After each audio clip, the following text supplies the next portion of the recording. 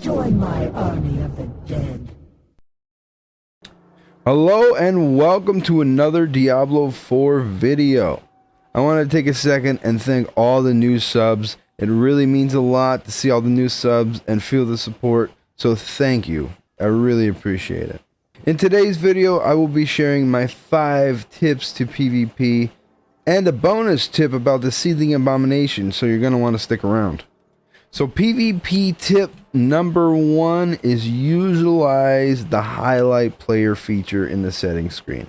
This overlooked feature can be the difference between life and death. Often effects from the game that look great, I might add, can be distracting from you seeing the hostile enemy player getting ready for a gank. Also, with these abilities can hide players mid-fight, so highlight feature will make sure this doesn't happen. And also helps you keep track of your own player as well. PvP tip number 2 is a huge one, and that's target lock. On console, simply click in your right thumbstick and it will toggle the function. As for PC players, you may need to go into your settings and assign a key for this function. With monsters being a part of PvP, it can be easy to miss that last click you need to finish off the enemy. The target lock feature is a feature that little may know about but can make a big difference. PvP tip number 3, utilize defensive aspects. Now this one may seem like a no-brainer, but sometimes I find someone who can dish out the damage but can't take it. Utilize a few of these defensive aspects to give you extra survivability and in turn extra damage because, well, you can't do damage if you're a ghost. My favorites are right here. Barrier on contacts with elite. Players classify as elite, so engaging the enemy will proc this aspect. This is just one example. I will be ranking the best aspects for PvP in another video, so subscribe so you're not missing out. PvP tip number 4.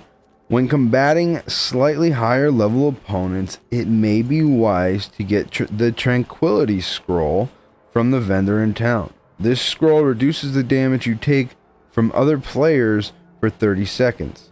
Cooldown 5 minutes.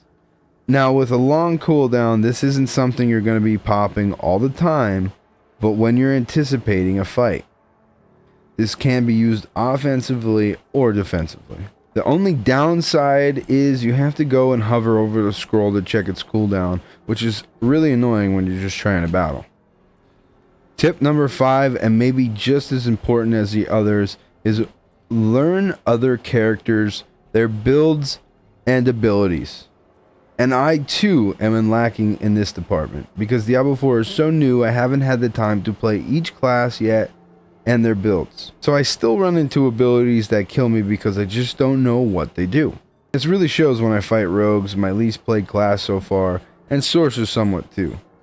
Now the opposite is true as well with the Necro and Barb, my most played classes. I know what to expect.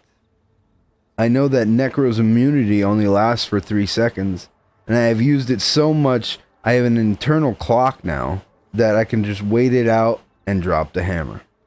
Knowing what you're up against will give you the upper hand in an even match. If you made it this far in the video, please take the time and give me a thumbs up.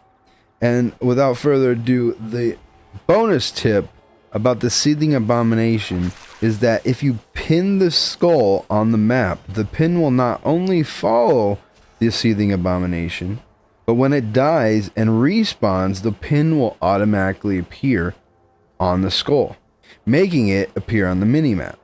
This makes farming the Abomination a lot easier and more efficient.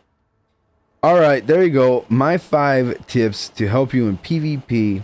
If this video helped you, please give me a like and comment down below. Let me know if I missed anything or if you learned something.